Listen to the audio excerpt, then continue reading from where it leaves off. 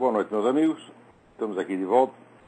Como sempre, começamos invocando a Santíssima Virgem Maria, o Santo Padre Pio de Pietrelcina, para que roguem a Deus que nenhuma injustiça se cometa nesse programa. Queria lembrar a vocês o curso A Consciência de Imortalidade, que eu vou proferir aqui em Colonial Heights, Virgínia, de 11 a 16 de outubro. Informações e inscrições com o senhor Eduí Ferro, pelo e-mail edui.ferro@uol.com.br ou pelos telefones 041-3527-0987 ou 041-9974-4443. Também esta semana tem algumas novidades lá no site www.seminariodefilosofia.org, na área que é aberta para o público em geral. Tem lá uma gravação, um depoimento que eu deixei sobre os novos descobridores do Mário Ferreira dos Santos. Toda semana aparecem novos, né? O jeito que leu o Mário Ferreira ontem, e ele avisa os outros que ele descobriu, né, um filósofo totalmente desconhecido do Brasil chamado Mário Ferreira, né? E curioso que o negócio é publicado numa seção que chama Homens que Você Deveria Conhecer, na qual consta, né, o Mário Ferreira e logo pouco consta a Dona Irã Barbosa. Quer dizer, é um negócio absolutamente fantástico, né? Então imagina aqui no Brasil, nos Estados Unidos, homens que você deveria conhecer, né? Walt Whitman e Michael Jackson, por exemplo, né? É mais ou menos uma coisa. Essas misturas só acontecem no Brasil. Às vezes elas são cômicas, às vezes são trágicas. Também queria convidar vocês para a palestra do Dr. Heitor de Paula sobre O Brasil que Desejamos, no dia 28 de agosto, no Teatro do Esporte Clube Corinthians Paulista, em São Paulo. Informações no site www.forodobrasil.info www.forodobrasil.info. Muito bem, eu ia começar também contando aqui uma historinha do negócio que aconteceu hoje, né? Se vocês abrirem o Diário do Comércio de hoje, vocês verão lá uma matéria que é reproduzida do site Mídia Mais, contando algumas coisas sobre os documentos do Foro de São Paulo, né, dizendo que os documentos que estão online foram recuperados através do site www.archive.org, não são, portanto, os documentos originais, mas que, no caso de um inquérito, que é recomendável até obrigatório, é claro que a polícia pode rastrear a partir do archive.org os arquivos originários. Mas a matéria fica lá dando a impressão que os camaradas do Mídia Mais estão falando, vamos dizer, desses documentos originais pela primeira vez, que todo mundo só conhece os arquivos de segunda mão do archive.org. Mas a história não é nada disso. Os atuais diretores e editores do site www.mediamais que são Paulo Zamboni e Gerson Farias, foram editores do Mídia Sem Máscara tempos atrás. E eu e a Graça Salgueiro entregamos a essa dupla todos os documentos originais que nós havíamos copiado diretamente do site do Foro de São Paulo, né? E que naquela época ainda estava aberto. Quando o site existia, nós copiamos tudo. Quando eu comecei a comentar essas coisas através dos artigos do Globo, o site do Foro de São Paulo saiu do ar, ficou um tempo e depois voltou numa versão higienizada. E depois acabou desaparecendo completamente. O site pertencia ao PT. De maneira que naquela época já dizer que o PT não tinha nada a ver com o Foro de São Paulo já era mentira, né? Mas copiamos os textos diretamente dali, de modo que quando eles fecharam o site do Foro de São Paulo, era tarde, a gente já tinha os documentos originais, em português e espanhol, com todos os links. E entregamos isso a esta dupla, seu Gerson e seu Paulo, tá certo? E eles botaram aquilo online, mas botaram de uma maneira assim, muito discreta. Quem quisesse localizar é impossível, não tinha nenhum link na primeira página, né? Você precisava adivinhar onde estava aquilo. Depois de eu reclamar muito, botaram um link. Bom, daqui a pouco aconteceu o seguinte: o Mídia Sem Máscara saiu do ar. Alegaram, os editores alegaram que nessa altura eu já estava aqui nos Estados Unidos, não podiam mais fazer nada. alegaram que foi um ataque de hacker. Eu não sei, não há prova nenhuma que foi ataque de hacker, o fato é que o site sumiu do ar. Depois colocaram no ar com uma diagramação de blog, que era uma coisa ridícula, né, e sem os documentos do Foro de São Paulo. Os documentos sumiram todos. E muito bem. Então, o que eu fiz? Eu fui no archive.org, aliás, com a ajuda de um aluno que me indicou onde estavam. Então, nós fomos lá no archive.org e pegamos o que foi possível recuperar através desse instrumento de busca, de rastreamento de documentos da internet. E conseguimos mais ou menos recompor. A diferença agora já não tinha mais os links, só tinha o link para o archive.org. Ainda assim, num caso de inquérito, isso é perfeitamente válido, que dá para rastrear. Mas estavam incompletas as atas. Muito bem, então agora aparece o Mídia a Mais, né, falando da precariedade dos documentos que estavam online, né, e sugerindo ali alguns novos documentos. Igual, peraí. Se foram eles mesmo que deram sumiço nos documentos, os documentos sumiram porque eles administravam mídia sem máscara. E agora conseguem recuperar pelo menos uma parte disso, a quem eles têm obrigação de dar? Ao mídia sem máscara, obviamente. Não, só que eles saíram do mídia sem máscara, criaram esse novo site chamado Mídia Mais e agora estão se promovendo. Inclusive lá recebendo uma ajudinha da associação comercial, essa coisa toda. Então aqui, minha gente, o fato é o seguinte: a denúncia de uma desonestidade deve ser feita honestamente. Porque senão você está, vamos dizer, querendo limpar merda com bosta, né? Isso aí não funciona, né? Então vocês usam, por acaso, vocês usam papel higiênico usado, né? É uma coisa que eu não recomendo a ninguém. Agora, um cara, né, se quer fazer economia, ele abre lá a lata de lixo, pega o papel higiênico usado e usa 10, 15 vezes, né? Depois o pessoal reclama que ele está fedendo, ele não sabe por quê. Então é isso que esses camaradas ainda estão fazendo. Fala, esse pessoal trabalhou comigo, eu sempre dei a eles total liberdade. Nunca verifiquei contas do Mídia Sem Máscara, jamais na minha vida. Falar assim, recebessem algum patrocínio, então vocês podem gastar do jeito que vocês acharem. Quer dizer, dei a eles total confiança, né? E é assim então que responde. Ora, meu Deus do céu. Agora, quem escreveu o artigo foi o Caio Rossi. E o Caio Rossi, né, ele é membro aí do Matarica, e ele não gostou de umas coisas que eu andei falando sobre o René Guénon e Schwann. Falei umas verdades óbvias, né? E que o René Guénon e Schwann, com todos os méritos intelectuais que possam ter, estavam lá empenhados numa operação de islamização da Europa. E que, vamos dizer, com a influência enorme que foram ganhando sobre as elites intelectuais e governantes da Europa, quer dizer, a ponto de inscrever no Matarica o próprio príncipe Charles, então foram abrindo as portas à invasão islâmica, né? Então, evidentemente, eles não têm contato nenhum com organizações, nem com essas organizações de massa que promovem imigração como arma de combate cultural, nem com as organizações terroristas, porque é claro que não podem ter, né, essas diferentes operações são conduzidas por canais totalmente independentes e sem contato. Se tivesse contato, seria um amadorismo imperdoável. Então, a função deles era submeter, né, as elites intelectuais europeias. E isso eles fizeram maravilhosamente bem. Ao ponto de hoje ter protetores nos altos escalões de todos os governos europeus. Então o homem ficou indignado, falando já se viu, etc. Falou, isso aí não é porque você admira um sujeito que você vai deixar de contar a história dele, né, com veracidade. Afinal de contas, o Schwann, Fritjof Schwann, quando ele voltou da Argélia, onde tinha recebido lá as iniciações, virou sheik do Matarica. Matarica, para quem não sabe, é uma organização esotérica islâmica.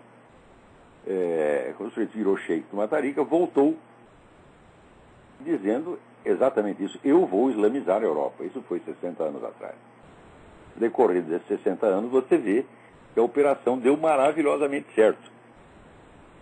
Agora, para quem não compreende a história, acha que a história, né, para quem foi educado aí na vulgata marxista, acha que quem faz a história são as massas, né, isso fica um pouco estranho. Mas o fato é que a história se faz, grandes modificações sociais se fazem desde cima. Você tem que pegar a elite primeiro. Se você, no mínimo, para você enfraquecer a resistência do inimigo. E esse enfraquecimento foi o Roberts, o quê? René Guénon, free to from. Não estou negando nenhum dos méritos dele, né? Outras acusações que foram imputadas aos dois, eu mesmo acho que são injustas. Aliás, o que eu estou fazendo não é uma acusação, eu estou acusando os caras de fazer aquilo que eles disseram que estão fazendo, porra. Qual é? Né? Então, eu acho que esse Caio Rossi ficou bravo comigo e resolveu aprontar uma. Ficou esperando lá até a oportunidade. A oportunidade é essa, quer dizer, atribuir ao Mídia Mais com atraso de 5 anos os méritos que são do Mídia Seu. 5 ou mais anos, né? Eu pergunto, que 5 anos? 10 anos. Eu pergunto onde estava o seu Caio Rossi, onde estava esse pessoal do Mídia Mais em 2001, quando eu estava escrevendo isso no Globo. Né? Aliás, essa semana saiu também um artigo sobre Merval Pereira. Merval Pereira é o camarada que me contratou para trabalhar no Globo e o cara que, portanto, me tirou de lá. Tá certo? Então ele me tirou do lugar, do posto, né? E esperou passar um tempo considerável e começou a escrever, né, os meus artigos com 10 anos de atraso, falando de Foro de São Paulo, mas cada vez mais parecido com o que eu dizia na época. É um negócio impressionante. Quer dizer, como é que vocês não percebem, gente, que é nesse ambiente que florescem coisas como o Foro de São Paulo? O PT só subiu ao poder porque a atmosfera brasileira é isso aí, é um negócio de, tudo é mentirinha, tudo é vigarice, né? São coisas que, olha, você quando quer fazer uma trapaça aqui nos Estados Unidos, pelo menos faz com alguma classe, porra. Agora, copiar, assim, um camarada com 10 anos de atraso e se arrogar os méritos, que nesse merda desse Paulo Giraldelli, que está vendendo nas bancas uma coleção chamada História Essencial da Filosofia. Vocês já ouviram falar isso? Né? Já ouviram falar disso? Eu ouvi falar. Eu tenho uma série de 36 vídeos e livretos publicados pela realização com o título História Essencial da Filosofia. O Paulo Giraldelli espera eu sair do Brasil, o homem saiu, está lá longe, ele pega e publica um negócio chamado História Essencial da Filosofia. Eu jamais teria a paciência de ouvir as porras das gravações do Paulo Giraldelli para saber se o conteúdo também não é copiado do meu, né? Eu até duvido, ele não tem nem capacidade para isso, mas para copiar um título, pô, até macaco copia, né? Então o que é isso? É plágio, vigarice, roubalheira. Porra, assim o Lula tem que estar no poder, gente. Vocês não entenderam, não? Né? Você vê, essa semana aparece lá o seu Michel Temer, né, no debate com o Índio da Costa, quando o Índio da Costa diz que o Lula propôs a transformação das Farc em partido político, o Michel Temer diz, não, de maneira nenhuma ele não fez isso, mas ele fez com a melhor das intenções. Eu digo, mas se ele não fez, como é que foi com as melhores das intenções? O palhaço, ele se desmente na mesma frase. Ele não põe nenhuma vírgula, porra. Né? Daí aparece o outro lá, o tal do seu Walter Pomar, né? Dizendo que as Farc nunca pertenceram ao Foro de São Paulo. Eu digo, o que? Olha, e depois os caras me reclamam que eu falo palavrão. Você acha que uma coisa dessa tem resposta? Pode se discutir, pode se noticiar isso assim, neutramente. O seu Walter Pomar declarou que as Farc nunca pertenceram ao Foro de São Paulo. Bom, então é o seguinte, então o Hugo Chávez estava delirando quando disse que conheceu o Raul Reis e o Lula na reunião do Foro de São Paulo. O próprio Raul Reis devia estar bêbado quando disse que ele presidiu uma assembleia do Foro de São Paulo junto com o Lula. E as atas todas devem ter sido eu que inventei da minha cabeça. Né? Então, só que inventei em espanhol, para maior requinte, né? Então, como é que se admite, vamos dizer, essa escalada da mendacidade cínica no Brasil? Uma coisa impressionante, porém ainda mais impressionante é, vamos dizer, o ar de veneração e de respeito com que o distinto público ouve essas coisas. O sujeito fala isso e não se ouve sequer em toda a plateia. Milhões de brasileiros não se ergue um, vai tomar no cu. Não se ouve. Né? Só se ouve um que vem aqui dos Estados Unidos, que sou eu. Quer dizer, como se pode respeitar essas pessoas? Aliás, eu vou lembrar vocês de novo. Né? Um homem que tinha 2 bolas, tá certo? Que foi o Yves Zublé, que deu aquela merecida bengalada na cabeça do Zé Dirceu, quando se revelou aquela trapaça do mensalão. Ele estava lá na Bélgica, que tem dupla cidadania, precisou do documento no Brasil, foi buscar o documento, prenderam o homem, ele morreu na cadeia. Vocês viram isso noticiado? Teve algum inquérito para saber? Você imagina se morre um comunista na cadeia, né? O comunista está lá preso, né? Foi dar um peido, o peido era maior que ele estourou. Pronto, o mundo inteiro faz um barulho. Não, foi assassinado na cadeia, blá, blá, blá, blá, blá. Agora, se morre o homem que deu a bengalada na cabeça do Zé Dirceu, mesmo que ele tenha morrido a bengaladas, a pauladas, não tem inquérito, não se fala nada. Quer dizer, essa escalada da mendacidade vem junto com a escalada da violência consentida. Porque eu vou dizer uma coisa para você. Transgredir a lei é uma coisa que esse pessoal militante da esquerda faz sistematicamente. A transgressão sistemática é parte integrante da estratégia. Integrante. Hã? Os caras anunciam, nós vamos transgredir até que a nossa autoridade seja reconhecida. Porque aquele que transgride, ele mostra que a causa que ele defende está para ele acima da lei. Se estiver abaixo da lei, então a causa é relativa. Como a causa está acima da lei, então ela é absoluta. E isso é uma maneira de impor a autoridade. É uma chantagem emocional que funciona. Os caras fazem isso sistematicamente. Então, fizeram no caso do Ivo Blé, fizeram no caso do Mensalão. Todo mundo sabe, ó, vê o livro do Ivo Passara. Claro, o chefe do Mensalão era o Lula, é a coisa mais óbvia do mundo, porra. É? Os caras vêm transgredir na sua cara, mentem na sua cara, e o país inteiro. Sim, senhor, sim, senhor. Sim, senhor, porque está com medo do quê? É? O PT está armado, por acaso? É? Eu digo, olha, se o senhor encostar uma metralhadora na minha cara, eu sou capaz até de dizer sim, senhor. Né? Ele diz aí, declare aí que 2 mais 2 são 5. Eu, sim, senhor. Mas é só naquele momento. A hora que o sujeito virar as costas, eu pego ele. É? Mas no Brasil não tem metralhadora nenhuma. É assim, o cara do PT faz uma cara feia. Todo mundo treme nos alicerces e já começa com sim, senhor. Como é possível isso, gente? Isso é um país de cagões, de psicofantas, de puxa-saco. E é por isso que o PT está no poder.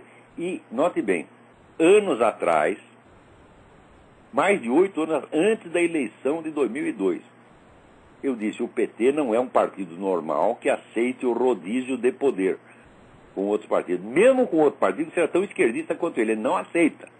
O PT veio para ficar. Uma vez que vocês botam ele lá, ele nunca mais vai sair. O que está acontecendo? Exatamente. O que está acontecendo? E vai acontecer de novo. Por quê? Porque os homens são os donos das maquininhas. Não é que a Dilma tem preferência de voto. Se a Dilma tivesse 0,1% das preferências de voto, ainda assim ela estaria garantida, porque os homens são... A hora que informatizaram o voto no Brasil, fudeu, minha gente. Vocês deixaram acontecer isso. O brasileiro tem complexo de subdesenvolvido, então tudo que parece moderninho para ele tem um poder, tem um fascínio, tem uma autoridade incrível, né? Ele fica orgulhoso, tá? Aqui nós todos fazemos voto eletrônico nos Estados Unidos, eles estão atrasados, ainda usam papel. Eles usam papel aqui justamente para prevenir, pelo menos estatisticamente, a fraude. Aqui, quando tem fraude, é fraude limitada. Né? Agora, no Brasil, não. É a fraude altamente tecnológica. Peraí, tem alguém na linha. Quem é? Alô? Alô, Olavo. Quem é? Tá me ouvindo? É Alexandre, de Munique. Perfeitamente. Munique? Tudo bem? Tudo bem? Isso.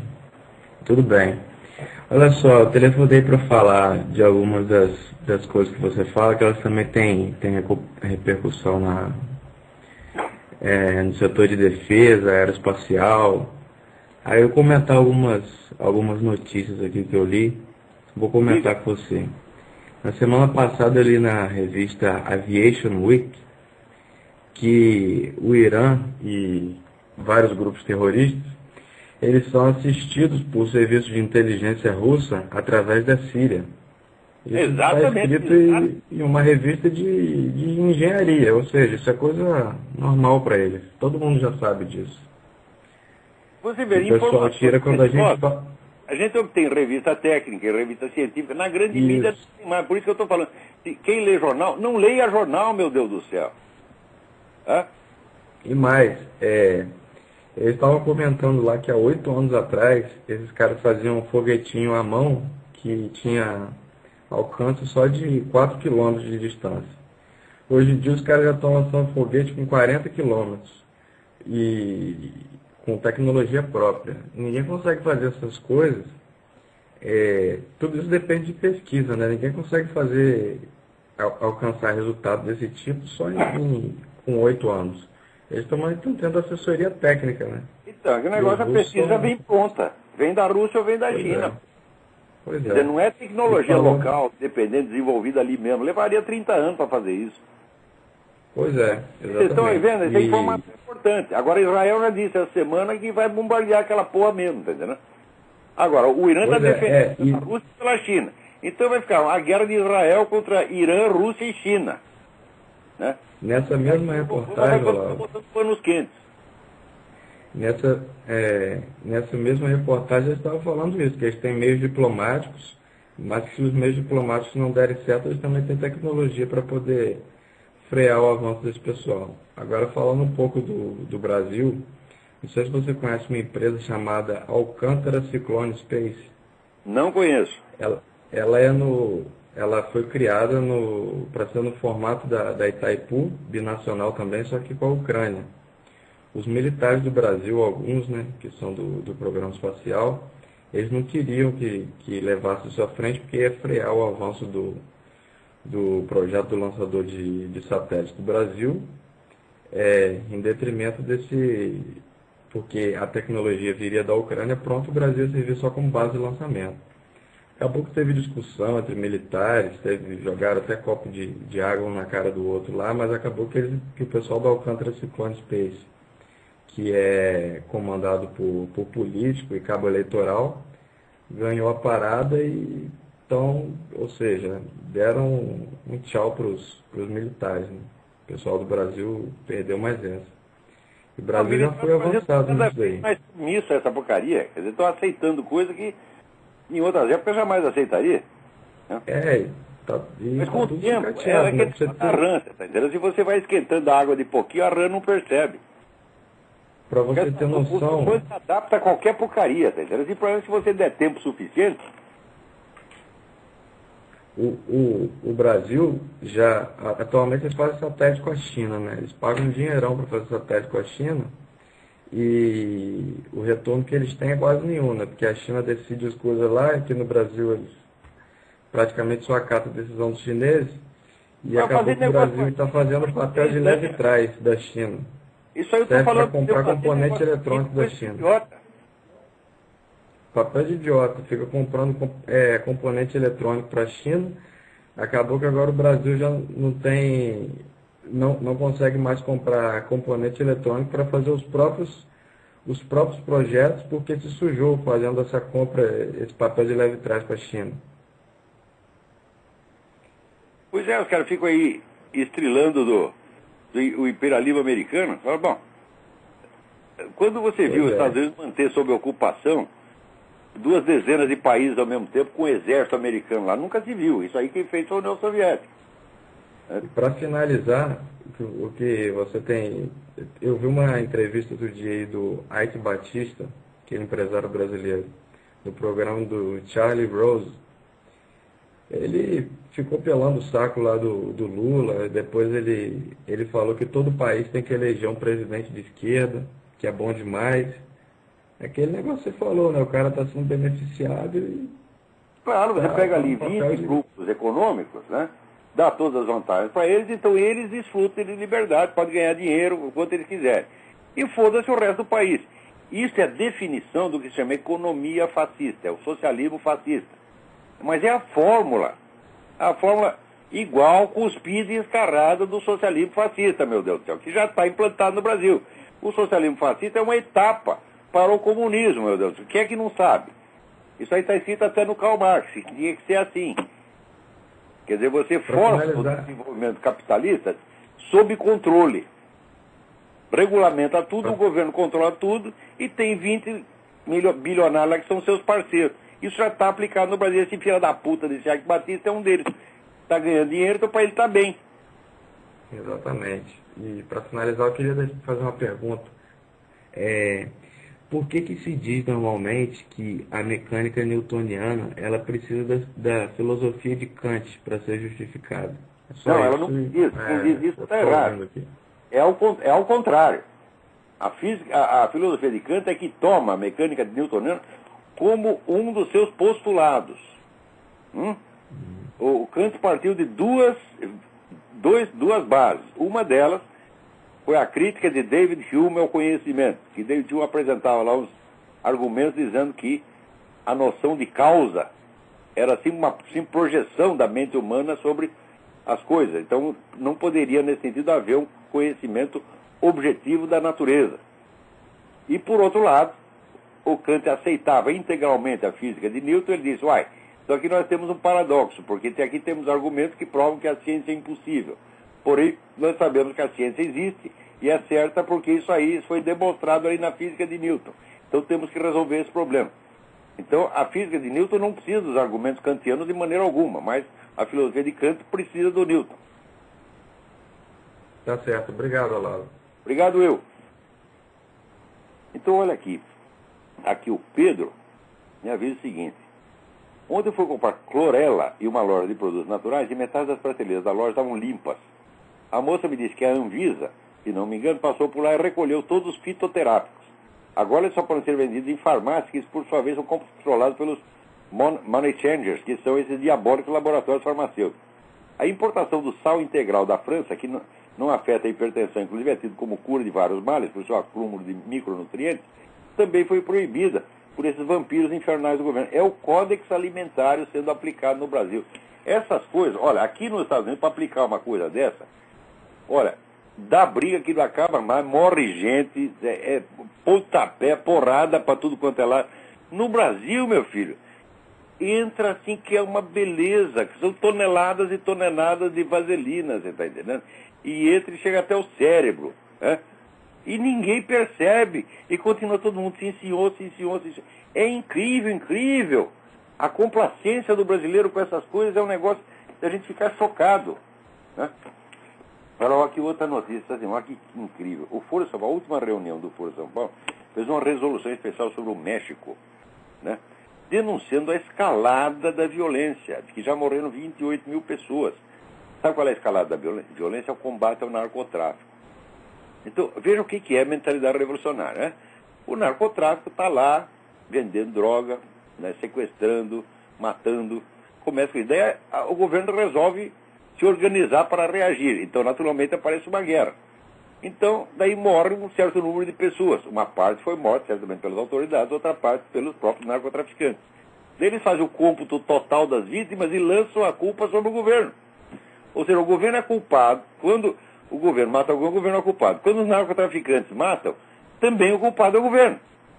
Embora quem tenha começado com a coisa fosse os narcotraficantes e não o governo. Os narcotraficantes já começaram há mais de 40 anos.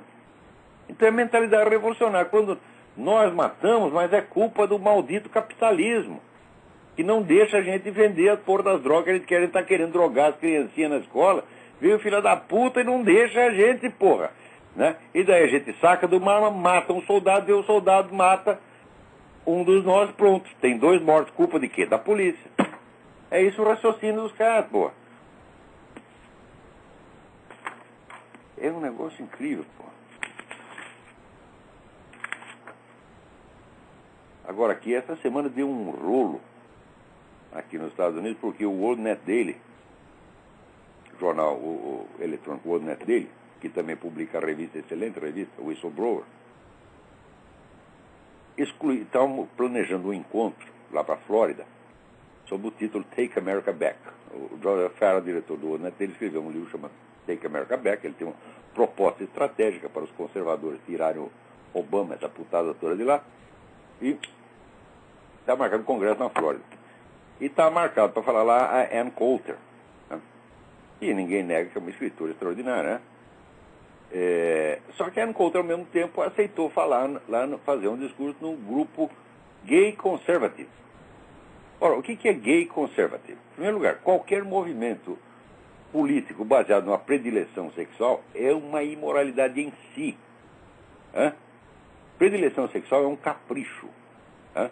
É uma frescura. Né? Então, nós temos que fazer um partido político, por exemplo, dos homens que só gostam de mulher gorda, por exemplo. Né? Outros que só gostam de japonesinha. Tá certo? E também tem que ter o partido político, né, dos sadomasoquistas, né, dos fetichistas, dos pedófilos, dos coprófilos, dos punheteiros, sobretudo, que são os grandes injustiçados e discriminados. Todo mundo fala, tem hétero, tem homo, né? E tem o idiossexual. Ídio vem do grego ídios, quer dizer o mesmo. Né? O sujeito só tem atração por ele mesmo, ele vê o seu próprio peru, né? Fica excitado e se tranca no banheiro, e em sua própria honrosa companhia desempenha. Tá certo? Por que não tem o partido dos punheteiros, meu Deus do céu? Então, quem quer que aceite a existência do movimento político baseado em predileção sexual, já é um idiota. Agora, pelo menos, no mínimo, não vem dizer que é conservativo. Hã? Claro, existe gay conservativo, sempre existiu gay conservativo. Hã? Existe gay católico, sempre existiu. Só que esses caras têm que admitir que essa prática sexual deles é um vício privado. Hã? Que a gente não tem nada que humilhar o cara, cuspir na cara dele porque ele está fazendo isso. É um vício privado e não um mérito público, meu Deus do céu. Não é uma causa pública. Né? Porque eu vou fazer o seguinte, eu vou fazer uma lista dos meus pecados e vou começar a fazer um partido político para defendê-los. Né? Transformar os meus pecados em direitos, em méritos sacrossantos e em base de um programa político. Então, ninguém que se diga seriamente conservativo, sobretudo no sentido sério que a coisa tem aqui nos Estados Unidos, pode aceitar esse negócio de gay conservativo. Gay conservativo é o nome, vamos dizer, de um conservativo. É o qualificativo que se dá a um conservativo que, além de ser conservativo, é gay. É gay lá na vida dele. Agora, no partido não é para ser, não. Né? Então, porque também não existe, vamos dizer, o conservativo hétero. Ou seja, quer dizer, o sujeito que se inscreve no Partido Republicano, ele é obrigado a ter relações sexuais hétero? Não, se ele não quiser, ele não precisa. Se ele quiser ficar em casa tocando sua punhetinha, ele que fique. Se ele quiser não fazer nada, ele tem que ter outro partido injustiçado e discriminado, é os dos assexuais. Pessoas que não têm vida sexual nenhuma e não estão nem aí. O número das pessoas é enorme. E elas não são representadas. Então, agora, se tem gay conservativo, então tem que ter o pedófilo conservativo, o coprófilo conservativo, né? E assim por diante. Então, o Joseph Farah fez muito bem de dar essa chamada na Ann Coulter. E ela está lá louca da vida, brigando com o outro neto, mas totalmente sem razão. Eu não sei se precisava tirar a mulher do programa, mas pelo menos dar-lhe uma chamada tinha que dar. Né? Aqui, ó, o artigo do Merval Pereira.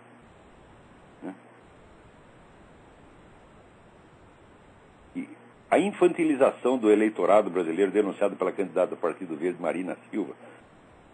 Marina Silva, não é assim uma pinóia, Merval. Eu estou falando disso há 10 anos, porra.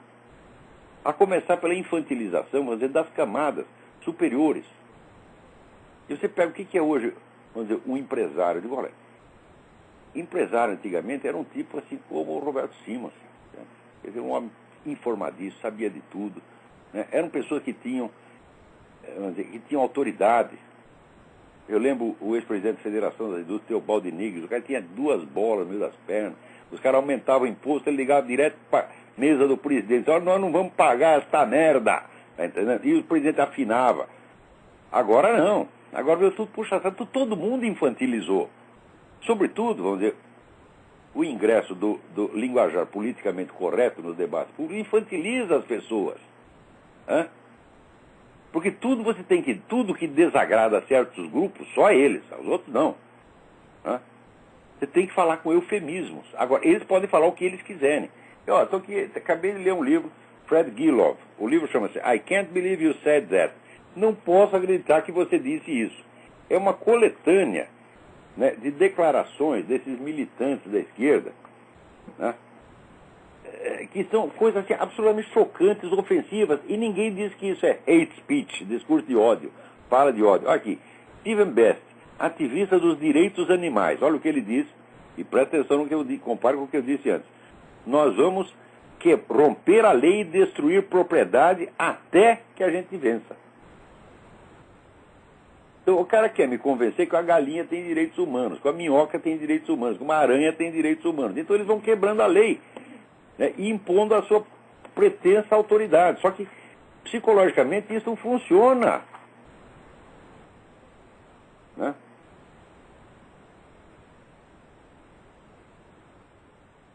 Olha aqui. James Carville. foi consultor político aí da presidente da República, do tempo do Bill Clinton. Quando o seu oponente está se afogando, joga a ele uma bigorna. Boa sugestão, hein? Eu vou pegar mais algumas aqui para você, vamos ver se a gente acha. Olha aqui. Miles Davis, o famoso trompetista, militante também. Se alguém me disser que eu tinha só uma hora para viver, eu ia gastar essa hora estrangulando o homem branco. Eu ia fazer isso bem lentamente. Não é uma maravilha? Agora, isso aí não é racismo, não. Se é racismo matar branco, não é. Né?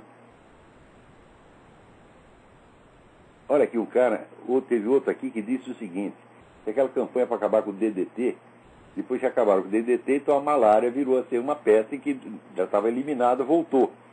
O sujeito disse, olha, a principal coisa que eu tenho contra o DDT é que ele cria problema de superpopulação.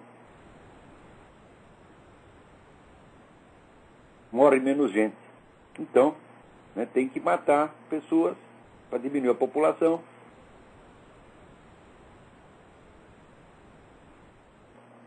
Olha aqui. Bom, Luiz Farrakhan já é manjado demais. Né? Então nem vou citá-lo. Vamos citar outras pessoas. Mas é assim, uma coletânea de... Aqui, Bruce Franklin, professor de inglês e estudos americanos na Rutgers University. Vá ao Vietnã e mate o seu oficial comandante. Torne-se um mecânico de aviões e aprenda a fazer sabotagem. Como é que um nego desse não foi para a cadeia? Né? Aqui, aquela senhora Nick Giovanni, que era professora daquele maluco que matou era a gurua do cara que matou os meninos na Virginia Tech. Olha aqui. Você sabe esfaquear um judeu? Né? Você sabe matar, nigger? Né? Não adianta você provar que você pode morrer, você tem que provar que sabe matar. Assim, ensinou essas coisas pro cara, o cara levou à prática. E depois ainda convidaram essa filha da puta para fazer o discurso no sepultamento dos meninos da Virginia Tech. Quer dizer, agora, se eu pego um cara desse e mando tomar no cu, eu estou fazendo hate speech. Quer dizer, o cu do sujeito é mais sacrossanto do que milhares de vidas humanas.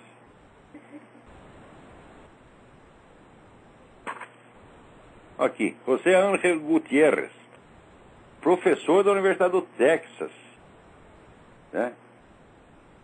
E membro de uma dessas ONGs mexicanas que tem aqui. Olha aqui, nós temos que eliminar o gringo. E o que eu quero dizer com isso é matá-lo. Aqui, Rich Hall, né? Um cara da televisão aqui.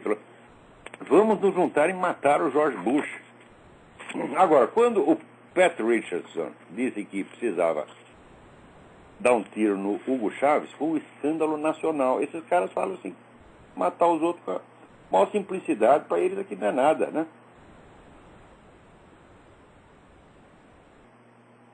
Olha aqui, Noel Ignatieff, professor de História na Massachusetts College of Art.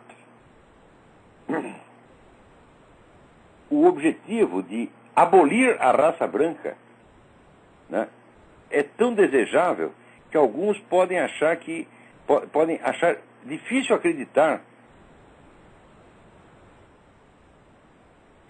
que isso vai encontrar alguma oposição, exceto dos supremacistas brancos, né, comprometidos, supremacistas brancos de carteirinha.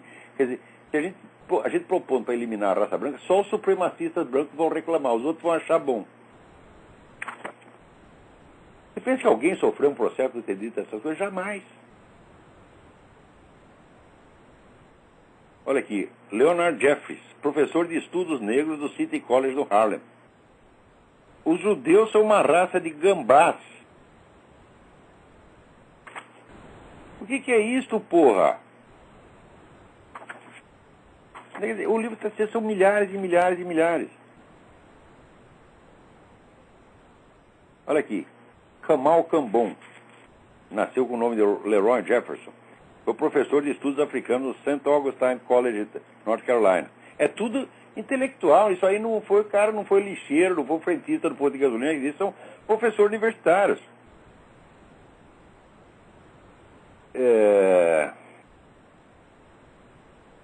E finalmente eu quero dizer que nós precisamos de uma ideia, né? E uma ideia é como é que nós vamos exterminar os brancos. Porque essa, na minha análise, é a única conclusão que nós temos que chegar. Temos que exterminar os brancos da face da terra para resolver esse problema. Quer dizer, é a pregação do genocídio aberta. Agora, se você permite que esses caras falem nessa linguagem e que eles tapem a sua boca quando você quer fazer uma pregação evangélica na rua, você reconheceu a autoridade deles. Então, é claro que esse tipo de discurso desses caras só pode ser enfrentado e não deve deixar passar nenhum. O sujeito falou isso, mete um processo no cara, né? Quebra-lhe as pernas, tá entendendo? Humilha o sujeito em público, daí fica quietinho, porra. Olha aqui, quem falou o negócio do DDT, olha aqui, foi Alexander King, né? Foi consultor científico no Ministério da Produção na Inglaterra. Consultor científico, né? Ele diz, a minha principal queixa contra o DDT é a impressão que eu tenho de que ele aumenta enormemente o problema populacional. E assim por diante, a gente permite que esses caras falem isso e muita gente acha engraçadinho, né? Bonitinho. Agora, outra notícia, essa aqui saiu no net dele, diz que a China, saiu no boletim G2 do Joseph Ferner, a China está mandando dinheiro para os cartéis de drogas da América Latina. Cartéis de drogas, só tem um cartel de drogas, que é Farc, porra. Então, leiam lá no net dele, e você vai ver. Mas essa conexão dos governos e países comunistas com drogas já vem de muito tempo. Eu já mencionei o livro Ride Cocaine, Joseph Douglas. Você tem que ver que, na verdade, quem transformou as drogas num problema de grandes proporções foi a ação da KGB na América Latina. Foi um negócio planejado.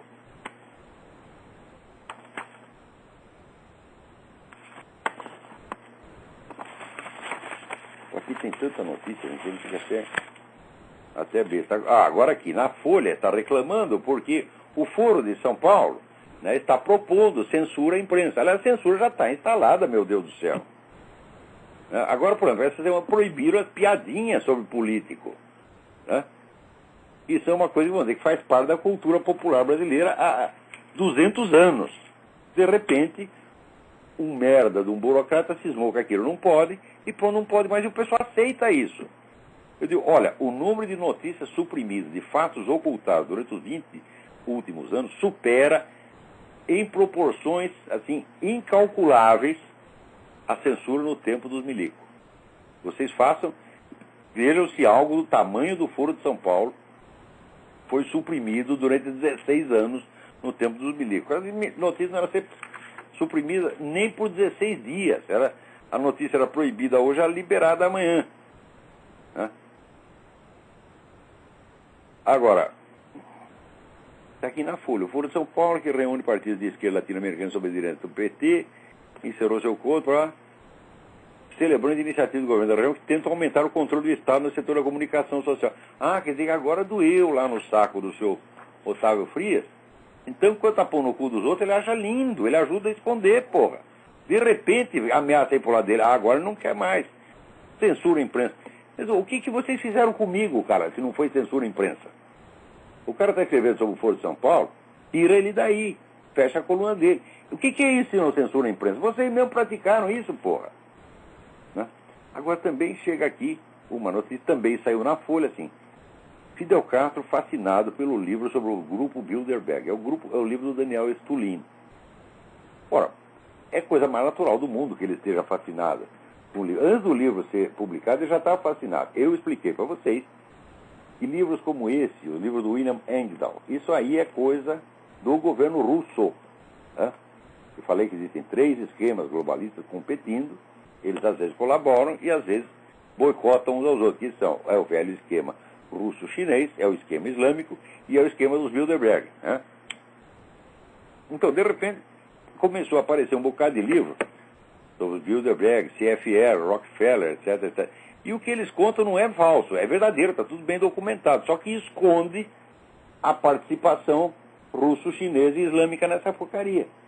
Então, quer dizer, é uma gangue, né, denunciando a outra para se esconder por trás dela. Então, é claro que o Fidel Castro tem que gostar desse livro. Esse livro diz tudo o que ele quer. Né, porque vai dar a impressão que esse globalismo dos Bilderberg é coisa da direita. Quando não é. Esses Bilderberg fomentam todos os movimentos esquerdistas na América Latina.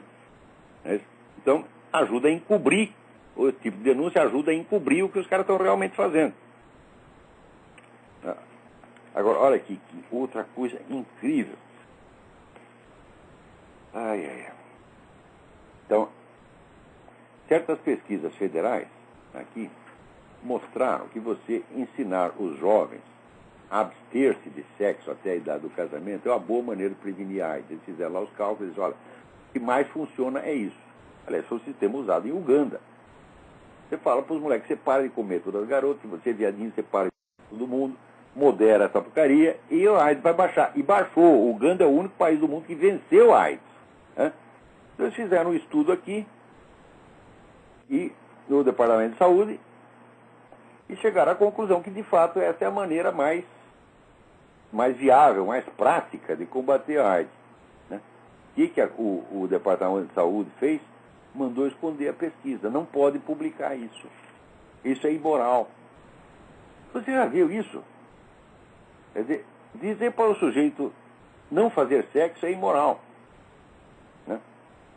Bom, então vamos fazer sexo, vamos fazer tudo com a mãe desses caras. Entendeu? Vamos todo mundo lá, né? Comer a mãe dele, daí vai achar bom. Agora, essa semana, né, divulgaram então aquele pedaço do passaporte do Obama, né, com a diferença seguinte. Primeiro, é o passaporte atual. Não foi o passaporte que ele usou para ir para o Paquistão, porque quando ele foi para o Paquistão, era proibido entrar americano no Paquistão. Então, com que passaporte que ele entrou no Paquistão? Isso não se pode falar. E depois você divulgar o passaporte atual, o que quer dizer? Prova o quê? Não prova coisíssima nenhuma. Se nós estamos discutindo os documentos que mostram a história do Obama antes dele chegar à presidência, mostrar o passaporte dele depois do passaporte que deram para ele depois dele chegar à presidência, não quer dizer nada. Então é claro que isso é para jogar areia nos olhos. Esse cara não tem um puto de um documento que preste. Então, quando revela alguma coisinha dos documentos, né, por exemplo, ele usa vários números do Social Security aqui. Inclusive número de gente morta. Ele falsificou o Social Security. Pô. Um cara pediu ali pelo Freedom Information Act, obteve lá os cópias do Social Security e viu que está lá o Social Security do falecido. Qualquer um que se descubra isso, meu filho, se o imigrante faz isso aqui, ele é expatriado. O imigrante que esteja aqui legalmente, falsifica o Social Security, é expatriado. O filho da puta falsifica, o Social Security está lá na presidência. É por isso que, olha aqui, uma escola na Califórnia está lá ensinando as criancinhas Lúcifer como modelo e guardião. Ele diz, está muito certo, se é para votar no Obama, então nós temos que cultuar Lúcifer mesmo. Você está entendendo? Já que é para inverter mesmo, né? Chega de intermediários, Satanás para presidente, porra.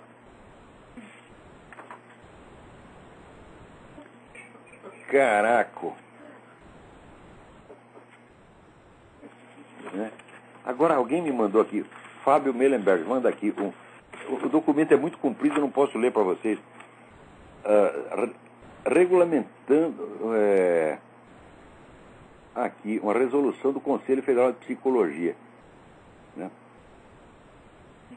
Conselho Federal de Psicologia é aquele órgão que chega assim, você está lá, você é o psicólogo, daí chega um sujeito que diz assim, olha, eu sou viado, mas eu estou cansado disso, esse é um vício, eu quero largar, não sei como é que faz. E você trata o cara, você vai pra cana, ou perde o seu registro nessa porra do CFP. Conselho dos Filhos da Puta. CFP. Estou mentindo? Então fizeram aqui, regulamenta a atuação do psicólogo no sistema prisional. Né? E olha aqui, tem cada coisa linda. Em todas as partes do sistema prisional, o psicólogo deverá respeitar e promover os direitos humanos do sujeito em privação da liberdade. Processo de construção da cidadania, em contraposição à cultura da primazia da segurança. Eu digo, peraí, o sujeito está lá na cadeia porque ele violou a segurança pública. Então qual é a primeira coisa que ele tem que aprender? A respeitar a segurança pública. Como é que vai ser cidadão sem isso? Agora, os direitos do cidadão estão acima os direitos do cidadão delinquente estão acima da segurança pública. Essa que não deve ter a primazia. Né? Em contraposição à cultura da primazia da segurança, da vingança, ou seja, da disciplinarização do indivíduo. Né? Quer dizer que defender os direitos do delinquente está acima da obrigação de discipliná-lo. Aqui. Note bem, desconstrução. Desconstrução do conceito de que o crime está relacionado unicamente à patologia ou à história individual, enfatizando os dispositivos sociais que promovem o processo de criminalização. Em primeiro lugar, não está provado que nenhum processo social favoreça o crime. Nenhum processo, nem mesmo a mais extrema miséria. Isso eu vi com meus próprios olhos na Romênia. A Romênia, o pessoal, era um lugar assim onde... Sabe quanto era o salário de jornalista na Romênia? $100 por mês. Menino de rua, você via hordas e hordas e hordas de menino de rua. E quando chegava o inverno, eles iam se esconder no esgoto porque a merda era quentinha. Não tinha crime violento na Romênia. Zero. Quando acontecia assim, o sujeito pegou a mulher na cama com o outro, matou os dois, era um escândalo nacional. Não tinha assalto, não tinha sequestro, não tinha coisa nenhuma. Então, não há processos sociais que por si promovam a criminalidade. Não existe isto.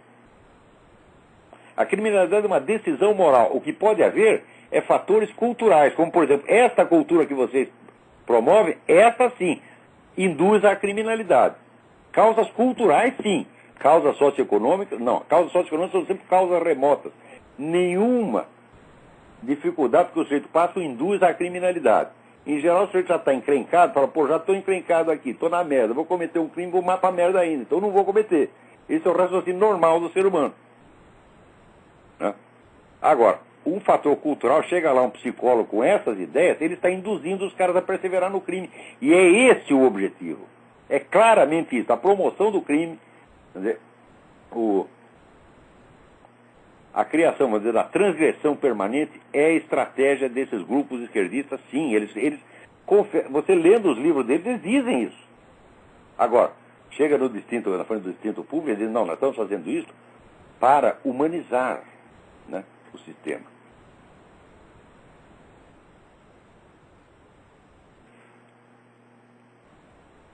Quer dizer, resgate da cidadania. A cidadania é constituída integralmente de direitos. É isso. Ele não tem obrigação nenhuma. E assim vai. Vamos ver. Olha aqui, construir dispositivos de superação das lógicas maniqueístas. Na cabeça desses caras, você achar que o crime é maniqueísmo. Porque tudo tem dois lados, meu filho. Né? Chegou o sujeito e estuprou a sua filha de 3 anos, mas foi a sociedade que o induziu. E você, como é o representante da sociedade, você paga seu imposto, seu trabalho, então você que foi culpado. É assim que esses caras são. Quem não vê que esses caras são sociopatas, meu Deus do céu? Eu acho que não tem profissão que tenha mais maluco do que psicólogo. Você tem que ler os livros do Dr. Thomas Szasz, S-Z-A-S-Z. Né? O mito da psicoterapia. Leia lá o mito da psicoterapia. E o cara é catedrático de psiquiatria. Está aqui o Walter Pomar, dizendo que o Walter Pomar, diretor do Foro São Paulo, secretário de Relações Internacionais do PT, fez uma declaração categórica, onde negou a presença de integrantes das Farc no Foro. E diz, as Farc jamais participaram do Foro São Paulo. Vai tomar no cu. Walter Pomar, se eu encontrar você, eu te dou um pontapé no meio do cu. Pode me processar por crime de ameaça. Hein? Eu já falei, viu? Você não tem o que temer, porque você não tem cu. Que coisa, até onde vai o cinismo desses caras, pô? E a paciência do Brasil com isso. Ai, meu Deus do céu.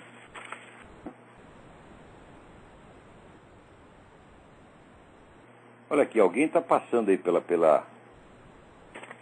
internet, né? Algumas perguntas que queriam que as perguntas que o Reinaldo Azevedo sugere para a entrevista do candidato no Jornal Nacional, para o Lula, né? O senhor prometeu criar 10 milhões de empregos e chegará ao fim do segundo mandato tendo criado 4.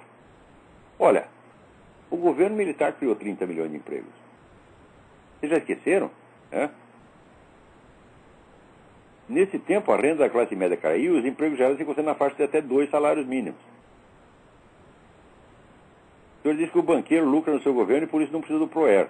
O senhor sabe quantos ProERs o Brasil paga por ano para sustentar os juros reais mais altos do mundo? O seu filho, que até pouco tempo antes do senhor assumir a presidência, era monitor de jardim zoológico, é hoje um empresário que a gente poderia classificar de milionário. O senhor não acha essa ascensão muito rápida? Esse é o Lulinha. Né? O Lulinha é inexplicável. Né? E é proibido investigar, porra. Aqui, Genuíno sabia do mensalão, Silvio Pereira sabia do mensalão, Dirceu sabia do mensalão, ministro foi avisado do mensalão. Só o senhor não sabia. Como é possível isso? E se ele ignorasse mesmo isso, então é para sofrer impeachment por incompetência.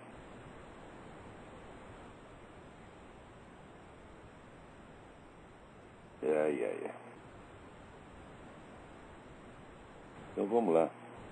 E daí tem aqui, vamos relembrar as qualidades do nosso presidente. Ele não estudou, ele nunca trabalhou. Isso é a pura verdade, o Lula nunca trabalhou. Ele só fez militância. Que nem o Obama jamais teve um emprego na vida. Né?